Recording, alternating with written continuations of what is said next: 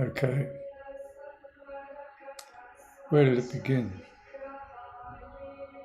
A lifetime ago, or several thousand million lifetimes ago.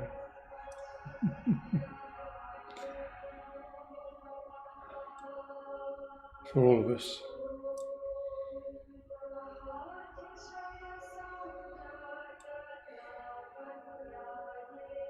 All of us beings.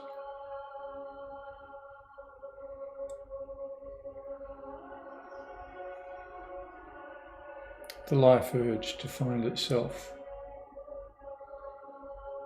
to become conscious.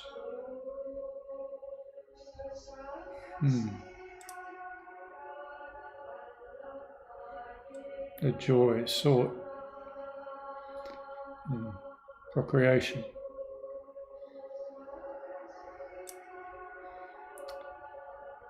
In life, becoming. The possibility of joy.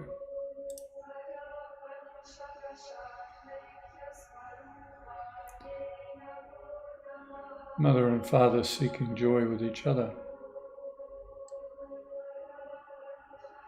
Or one-sided, is still a seeking joy. So from the joy, the union of the sperm and the egg, the constant growth of the cells, multiplying, doubling and doubling, the baby is conceived.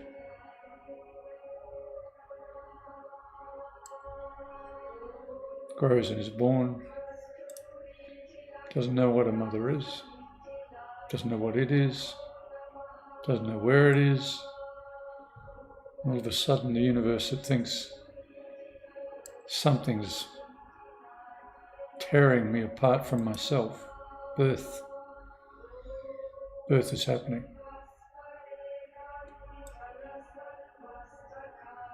Several hours later, or cesarean, baby's placed on mother's chest. Baby doesn't know where he is, doesn't know what's happened to him. Fear was kick-started. Began. Something is completely alien to the consciousness that he is.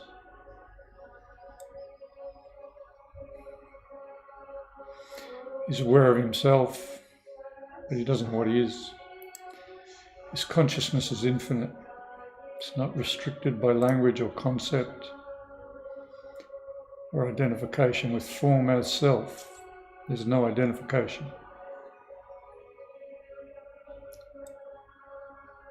Doesn't name, doesn't have words, no concepts to limit his consciousness. He's free forever. His consciousness is eternal, infinite. Language isn't. Mother talks, father talks, everybody talks. Who is this? Names him Peter. 3 months, 4 months, he's learning flat out. All he knows is that if he screams, somebody comes, he doesn't know who it is. Recognizes the faces, recognizes that any expression from himself creates an effect in the world. It's learning. His experience is building up like cotton wound around a cotton reel. Ball of wool wound around the first thread of iris. About 3-4 months, depending on the baby, could be older, starts to crawl or tries to. Any parent has seen the child rocking back and forward, trying to move. Might do it for 3 or 4 days. Week. All of a sudden, he's off. He's figured out how to move the body, the whole body, not just a hand or a foot, or a head or a neck, the body itself. Wow. What do you think clicks? What turns him on?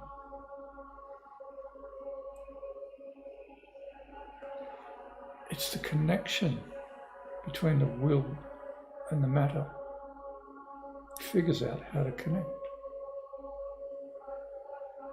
He learns to visualize. He learns that to get from here to there, he has to visualize going. That connects the will to the body. So he projects a self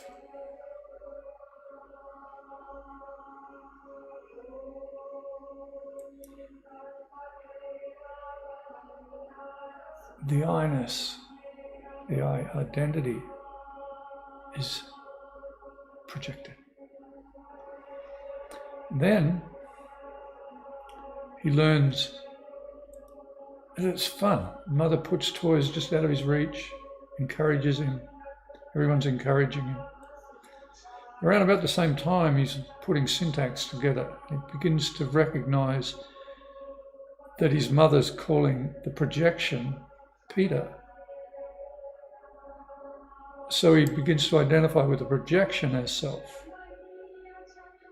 He projects it everywhere. And every waking moment from that moment on, he's identifying with the projection as self.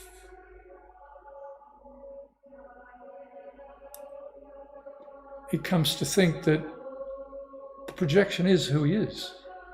The thought happens because of the projection. The consciousness recognizes the pulling back. It's like if I say to you, look at an orange in your mind. You stand back and you look at it. What about if you notice yourself noticing the orange? Okay, that's another step, but later. So, baby's projecting himself forward. His body follows his will. There's a connection. He thinks then the will splits away from himself. His infinity of consciousness begins to contract into the projection. And then it becomes that he thinks he is the projection, but there's no one thinking. The reaction in consciousness, in the mind, the reflection causes thought to kickstart. So he begins to abstract. This is the difference, this abstraction. In our ability to abstract is our disconnection from truth.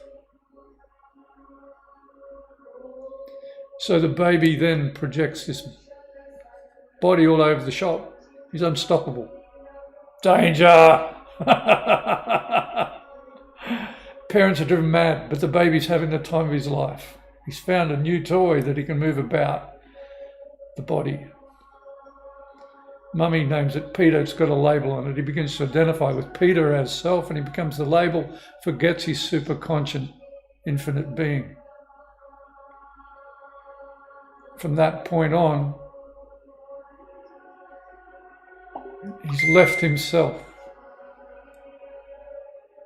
And then he goes through life. Maybe he's got good parents, bad parents, who knows. But the psychological effects begin to wrap around the original cotton reel with all the other stuff. And he begins to think the ego is himself. That's the ego. Before there wasn't one. All the genetic propensities, and it's all in that ball of wool. But he's always projecting it as self. He goes to school and it's reiterated and built on and layered over. Like 20,000 layers of paint. He begins to think he's the paint. But the thought, as I said earlier, is automatic. There's no thinker. He You see, I just put a thought in your head. You didn't think it. Here's another one. You did not think. I put it there. Thought is a reaction to perception. Now if I say orange, that pops in your head. Thought arises because of your perception of the orange, then another thought will arise because of your perception of the perception. So perception, our perception is our enemy. No. Our perception is our, let's say, hurdle. It's the wall between us and truth, our own perception. That's the first step. Only the first. What you perceive as real is not real. Because you're perceiving what's in your mind after it's been perceived. It went to the back of your brain. It referred to memory, came forward to the frontal lobe, then you saw it. You didn't see it before it went back. So it goes into our senses. Touching, eyes, sense, hearing, feeling. Goes to the back of our brain. Gets composed all together, locked in together as a composite experience. A perceptive event, we could say. Event.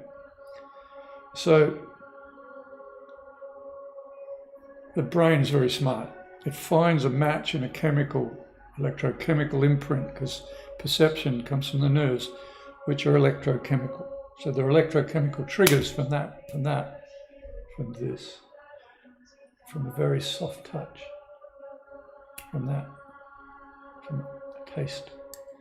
There's an electrochemical event happens, and it goes back to the back of the brain as a chemical imprint, gets referred to and matched to a similar chemical imprint.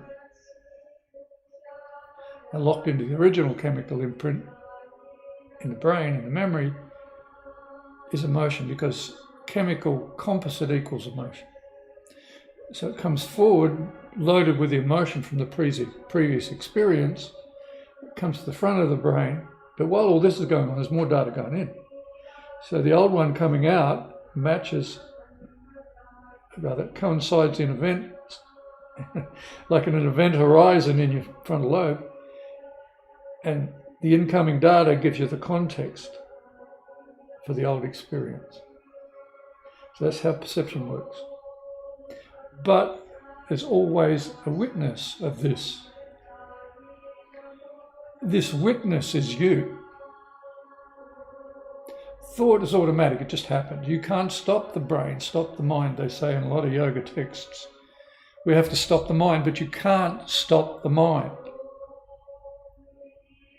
It is consciousness flowing through us that caused the mind to come into being as thought. I thought, but I didn't think.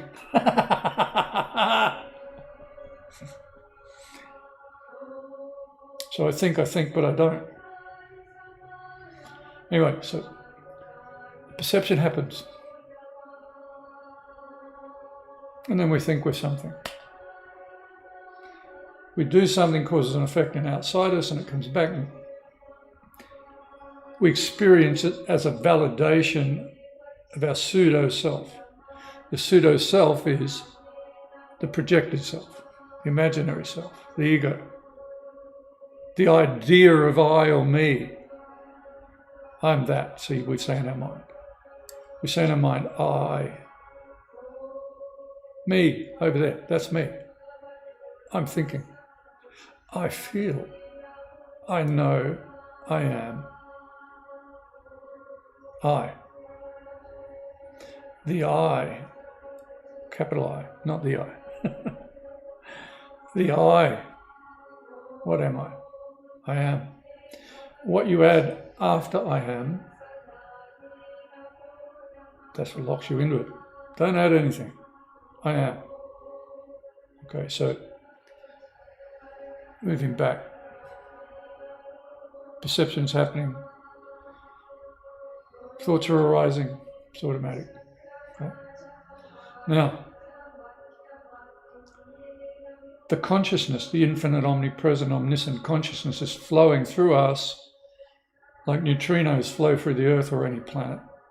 Neutrinos from the sun, invisible particles of sunlight. Consciousness flows through us like that. The ball of wool catches what's flowing through. It wraps itself around, the consciousness wraps itself around, just like cosmic wind blowing through space. It collects in layers around this ball of wool called I, over years and years and years. So we won't imbibe any information that doesn't relate to the shape of the ball or the nature of I. In other words, we won't listen to, rather, that's the wrong word. We won't, I don't like the word imbibe because it's like eating. I mean, like a layer forms around us. The layer is the shape of it. We won't collect any information that isn't presented in a way that validates the pre-existing ball of wool. If we get all of this omnipresent consciousness, this omniscient consciousness, and we were to get it all at once, the ball disappears. So, as we go through our life, or our several thousand incarnations, whatever you want to say about it, that ball gets bigger until it expands and it loses its finite consciousness. It just keeps expanding, evolving.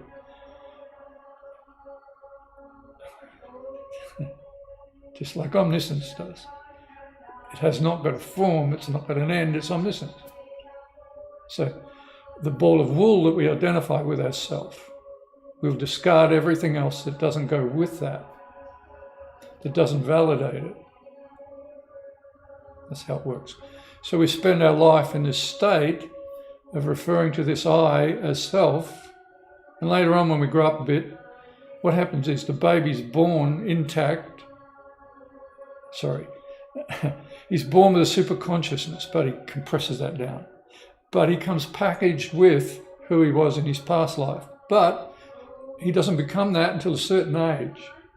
Like he fully enters the body, if you like, as the self he was when he died last time. Think of it that way. It's like you get up in the morning, you put on who you are like a suit of clothes. Same thing happens when the baby's born. So he puts on this I-ness over 20, 30 years. And from the point where he died in his last life, in terms of consciousness evolution, when he reaches that point, then he begins to grow again or expand again. But he has to reach that point first. That's why we go through a long period, all of us, of relearning what we already knew. This is the source of deja vu and all those types of things. So when he reaches that point, he usually has some sort of a cathartic experience that kickstarts him into the next level. He might become a meditator, yogi. He might be married for 30 years before he moves. Or he might not move. He might just go around in circles like we do. Our lives, we go. Have you ever noticed a pattern? Goes around like that, comes back, and you learn the same lesson. Until you learn that lesson, you'll keep coming back. Life's like that. That's the way it works. If you don't evolve, you suffer. So after a while, when you get a bit older, you start suffering. You suffer. Every last one of us suffers immensely. All of us. There's not a single person or being on this universe that doesn't suffer for the fact of being limited. For the fact of identifying with the ego as self, or with any identity as self. Because that is contraction. And as you wake up more and more, you notice and understand this contraction more and more, and it becomes more and more painful. It's like a splinter in your foot that gets infected, and the longer you leave it there, the worse it gets. Until you're forced, like a tipping point or a critical mass that pushes you ahead.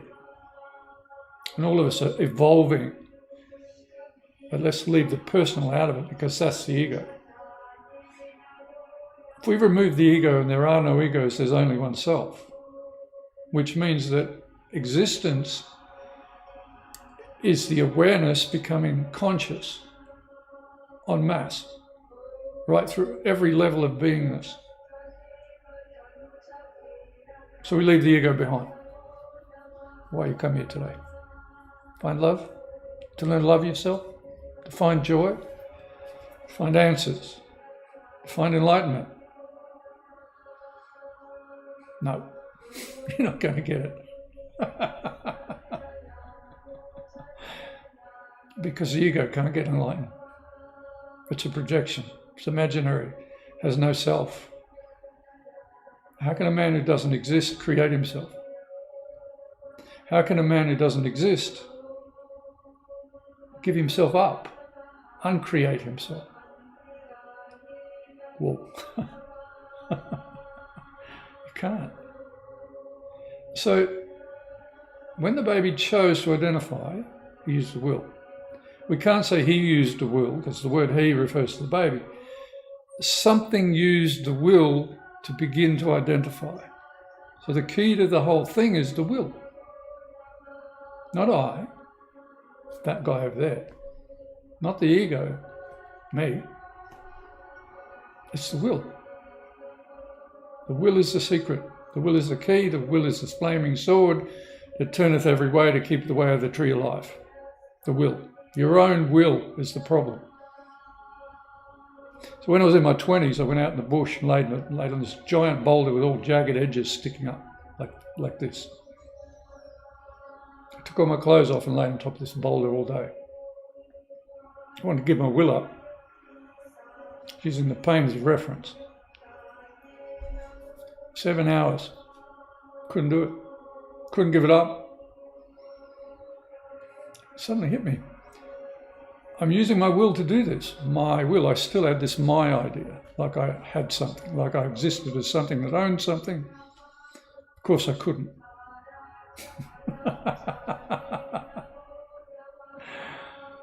So I went home. 40 years later, I found the answer. 40 years.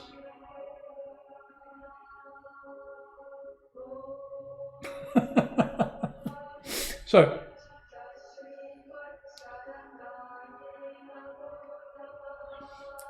remember back in the beginning of our conversation, the baby was trying to figure out how to make the body move. How to connect the will, which is incorporeal, to the physical matter. Visualization, that's how. In other words, create something that doesn't exist to activate something that no one knows what is.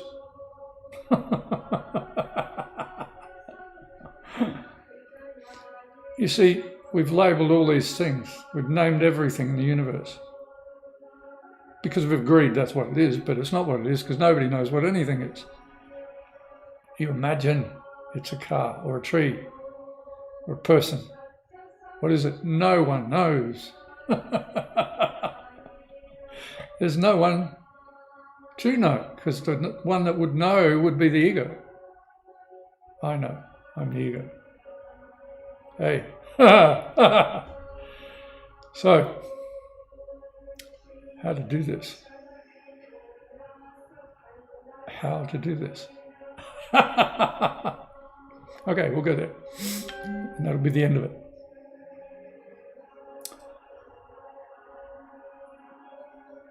A lot of Advaita teachers and non-duality teachers would say, you're not the doer. Stop trying to be the doer. Wait a minute, who's trying? Who's saying? Okay. They'll say, I'm not the doer, hoping you'll get a big epiphany. Okay. So,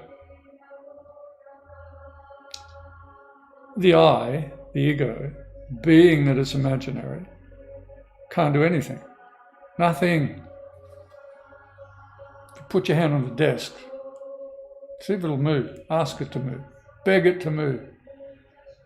It will not, unless you visualize. That's how it works. So who's using the will? So let's leave the body behind. Let's leave the mind behind. Let's leave the thinker and the thoughts behind. Let's just notice that you're noticing your thought.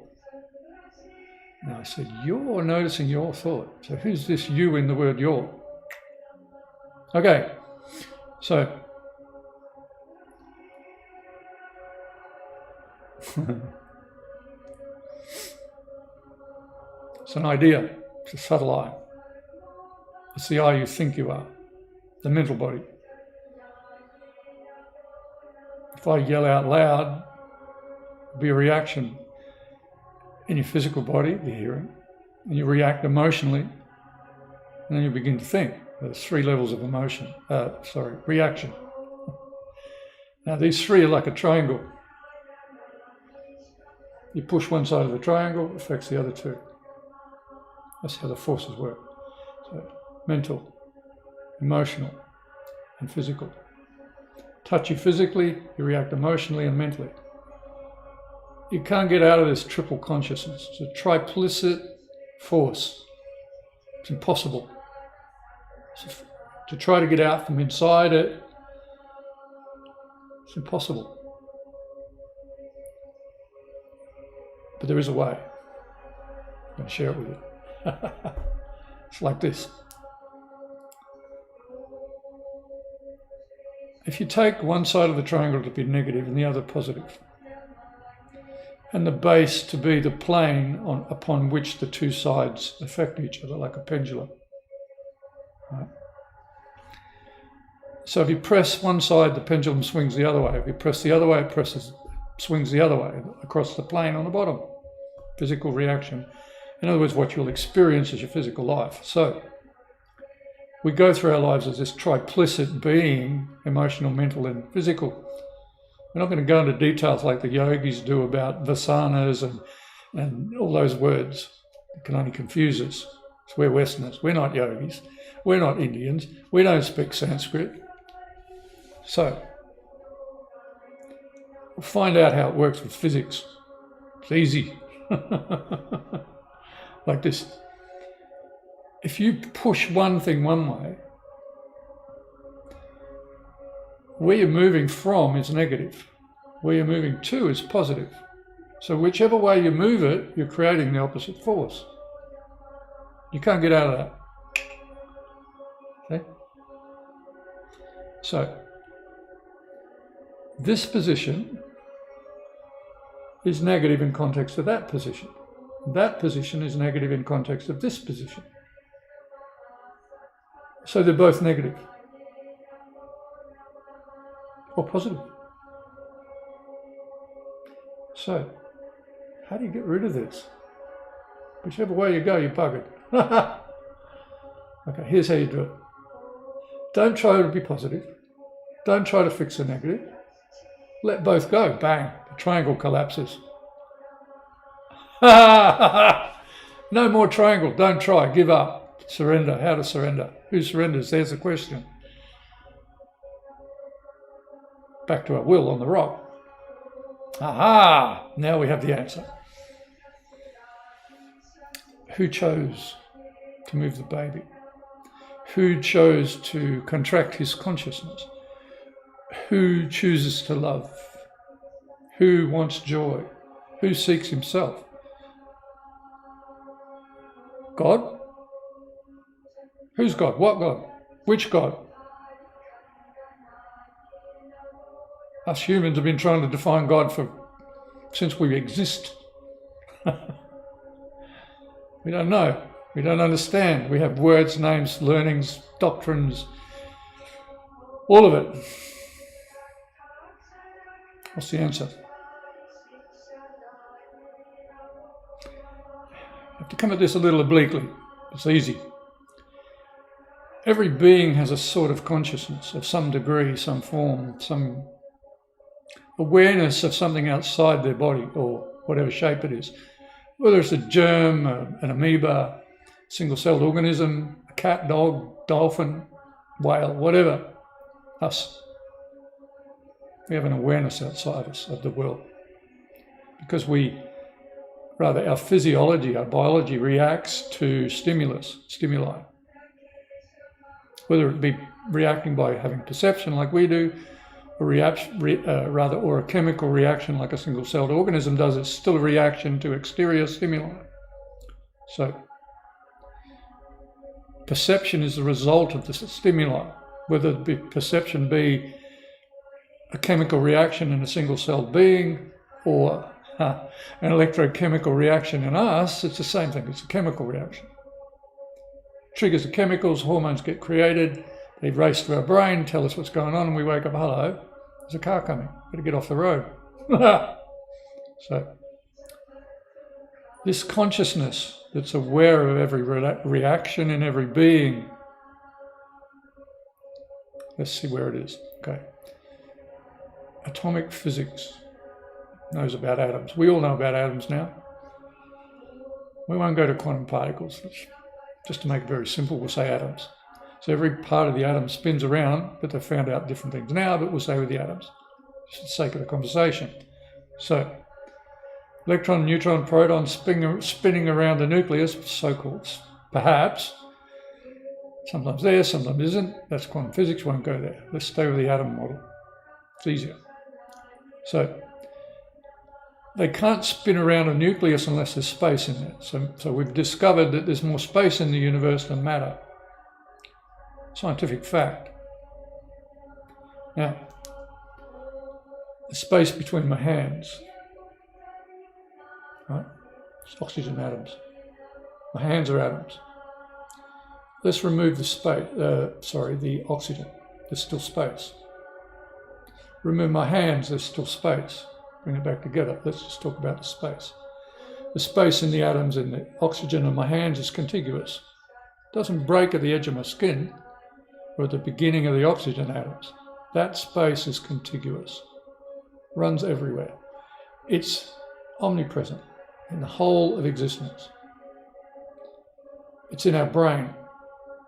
It watches our thoughts. It's the infinite consciousness we lose as a baby by identifying with the projection as self. Some people call it awareness. It's conscious of consciousness. It's conscious prior to consciousness. It experiences life and being. It experiences consciousness flowing through us. Thoughts, feelings. It knows itself. It knows it exists. It knows it is. But it doesn't know what it is. Because it doesn't know about words. It doesn't care about words. To it, they're irrelevant. Descriptions, shapes, forms, projections, imaginations. Irrelevant to you, to the true you. Let's see if we can see this true you. Okay, here's a go. Okay. Close your eyes. Okay, close your eyes. Just watch your breath. Just watch your breath. Watch it go in and out. This splits the will from the mind and the matter. Watching the air, going in, watching the breath. Just watching the breath. So now you're in your will, just watching the breath as the will. There's no you there, there's a will watching it. So we've occupied the mind by this thought. So just watch your breath. Now, bring your attention to just behind your eyes, inside your head. Inside your head, keep your eyes shut. Don't look out of your eyes. Put your attention inward. Now think of an orange floating in nothingness. Just an orange, beautiful orange, nothing else, no tree, no nothing. Don't let the mind wander off on thoughts. Just bring it back to the orange. Think about the orange. I put that thought there. Remember that. You didn't. So, notice that you're noticing the orange that I put inside your head. Now, notice that you're noticing yourself noticing the orange. Now notice yourself noticing, you're noticing yourself noticing the orange. Stepping back, you said, 3 levels. behind the mental, emotional and physical being, back into the truth of your own being. Now in that state, see if you can find the end of you in that space. Okay, now what we're going to do, we're going to remove the orange, but we're going to hold on to the space it was in.